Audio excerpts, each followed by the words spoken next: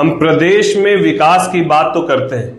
हम प्रदेश में रोजगार और उद्योग लगाने की तो बात करते हैं, लेकिन क्या प्रदेश में व्यापार और व्यापारी वर्ग यदि सुरक्षित नहीं होगा तो जो कल्पना हम बिहार में उद्योग लगाने की, रोजगार को यहां पर सृजन कराने की बात कर रहे हैं, संभव हो पाएगा क्या?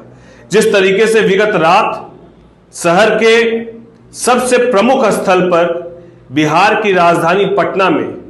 गोपाल खेमका जी की निर्मम हत्या की गई और उस परिवार की दूसरी हत्या, क्योंकि इसके पहले वर्ष 2018 में उनके पुत्र की भी हत्या इसी तरीके से की गई और आज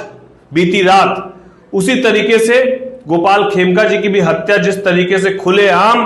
की गई, ये अपने आप में स्पष्ट करता है कि अपराधियों में प्रशासन का भय खत्म हो चुका है और बिहार में लॉ एंड ऑर्डर पूरी तरीके से ध्वस्त हो चुका है। यह अपने आप में प्रमाणित करता है कि ना व्यापारी वर्ग सुरक्षित है, ना वैश्य समाज के वो तमाम लोग सुरक्षित है जो बिहार को विकसित करने की सोच को लेकर बिहार में निरंतर प्रयास कर रहे हैं। मैं सरकार से अनुरोध करता हूं, विनती करता हूं, करवद प्रार्थना करता हूं कि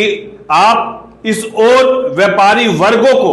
यदि हम उद्योग लगाने की बात कर रहे हैं और बिहार में रोजगार की बात कर रहे हैं, तो सबसे पहले व्यापारी वर्गों को आप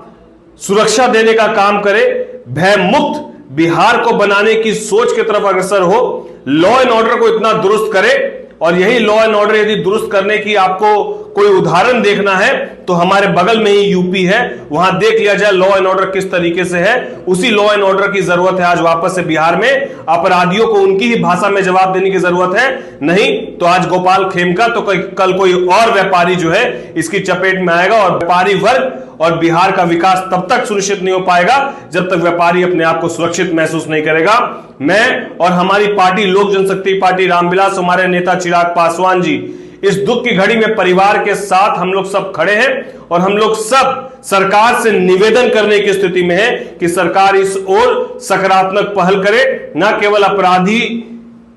चिन्हित हो, उनकी गिरफ्तारी सुनिश्चित हो, साथ ही साथ यह कभी दोबारा इस तरह की घटना घटित नहीं हो किसी व्यापारी के साथ। इसके लिए लॉ एंड ऑर्डर को दुरुस्त करने की जरूरत है।